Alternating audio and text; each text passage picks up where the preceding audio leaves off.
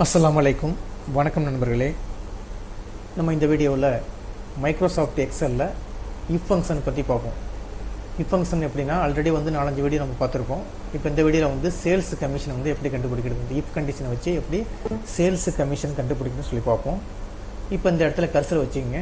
அதுக்கு முன்னாடி சில கண்டிஷன்லாம் கொடுத்துருக்கேன். எப்படின்னா எனக்கு 1 லட்சம் 1 லட்சத்துக்கு மேலே இருந்துச்சுன்னா அவங்களுக்கு வந்து 5000 கமிஷனு, 75,000 மேலே இருந்துச்சுன்னா 3000 கமிஷனு, 50,000 மேலே இருந்துச்சுன்னா 2000 கமிஷனு, அதுக்கு கீழே இருந்துச்சுன்னா கமிஷன் கிடையாது. அந்த மாதிரி சொல்லி கொடுத்துருக்கோம். இப்போ இந்த இடத்துல சேல்ஸ் கமிஷனை வந்து கிளிக் பண்ணிட்டு ஈக்குவல் டு அந்த இடத்துல ஆன்சர் கொண்டு வர போகிறோம். ஈக்குவல் டு கொடுத்துங்க.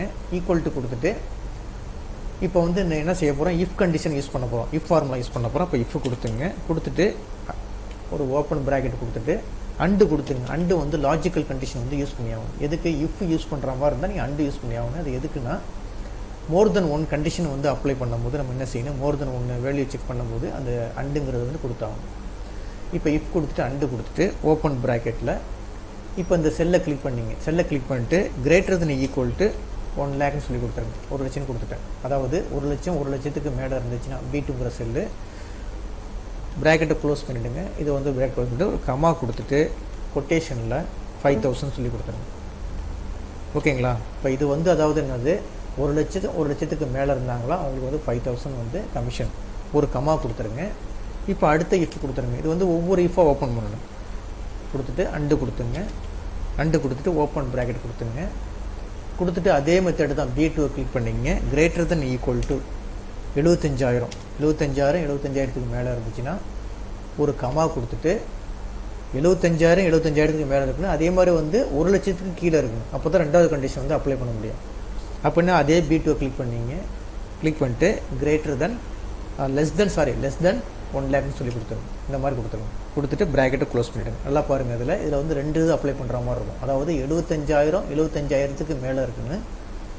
அடுத்தது நான் B2 வந்து 1 லட்சத்துக்கு கீழே இருக்குது. அப்போ 1 லட்சமாக இருந்தால் எனக்கு 5000 போயிடும். அப்போ 1,99,000 இருந்தால் தான் என்ன செய்யும், எனக்கு ரெண்டாவது இதில் வந்து சூட் ஆகும், மூணாவது தான். அப்போ வந்து 75,000 மேலே இருக்குன்னு, 1 லட்சத்துக்கு கீழே இருக்குன்னு கொடுத்துட்டு ஒரு கமா கொடுத்துட்டு கொட்டேஷனில் என்ன கொடுத்துருங்க, 3000 சொல்லி கொடுத்துருங்க. ஓகேங்களா? 2 கொடுத்தாச்சு. அடுத்தது கமா கொடுத்துட்டு இஃப் கண்டிஷன் திருப்பி அடுத்து அண்டு கொடுத்துங்க. அண்டு கொடுத்துட்டு ஓப்பன் ப்ராக்கெட் பண்ணிவிட்டு அதே C2 கிளிக் பண்ணிட்டு கிரேட்டர் தென் ஈக்குவல் டு 50,000. அதாவது எப்படி இருக்குன்னு, 50,000 மேலே இருக்குன்னு, 50,000 மேலே இருக்குன்னு. ஓகேங்களா? மேலே இருந்துச்சுன்னா இப்போ அந்த ப்ராக்கெட்டை க்ளோஸ் பண்ணிவிடுங்க. 50,000 மேலே இருக்குன்னு இங்கே ஒரு கமா போட்டுங்க. அதுக்கு அடுத்தது அதே C2 கிளிக் பண்ணிவிட்டு லெஸ் தென் 75,000 கீழே இருக்குங்க. 75,000 இருந்தால் 3000 வந்துடும். அப்போ 75,000 கீழே இருக்குங்க. 50,000 மேலே இருக்குன்னு ஒரு கமா கொடுத்துட்டு B2 75,000 கீழே இருக்குங்க. அப்படி இருந்துச்சுன்னா எவ்வளோ வரும் கமிஷனு, ப்ராக்கெட்டை க்ளோஸ் பண்ணிவிட்டு கமா கொடுத்துட்டு கொட்டேஷனில் என்ன கொடுத்துட வேண்டியது, 2000 சொல்லி கொடுத்துட வேண்டியது. சப்போஸ் 2000 இல்லைன்னா இன்னொரு கமா கொடுத்துட்டு என்னவா இருக்கும், கொட்டேஷனில் 0ன்னு கொடுத்துட வேண்டியது. ஓகேங்களா? இப்போ எத்தனை ப்ராக்கெட் ஓப்பன் பண்ணியிருக்கோம் பாருங்கள். 1 2 ப்ராக்கெட் ஓப்பன் பண்ணியிருக்கோம். அதே மாதிரி 3 4 ஓப்பன் பண்ணியிருக்கோம். 5 6 ஓப்பன் பண்ணியிருக்கோம். எத்தனை க்ளோஸ் பண்ணியிருக்கோம் பாருங்கள். 1 க்ளோஸ் பண்ணியிருக்கோம், 2 க்ளோஸ் பண்ணியிருக்கோம், 3 க்ளோஸ் பண்ணியிருக்கோம். அப்போ இங்கே ஒரு 3 ப்ராக்கெட் போட்டு நீங்கள் என்ன செய்யணும், க்ளோஸ் பண்ணணும். க்ளோஸ் பண்ணிட்டு ஜஸ்ட் என்ட்ரு கொடுத்தீங்கன்னா உங்களுக்கு ஆட்டோமேட்டிக்காக இங்கே வந்துருச்சு பாருங்கள். இப்போ 2000 வந்துருச்சு.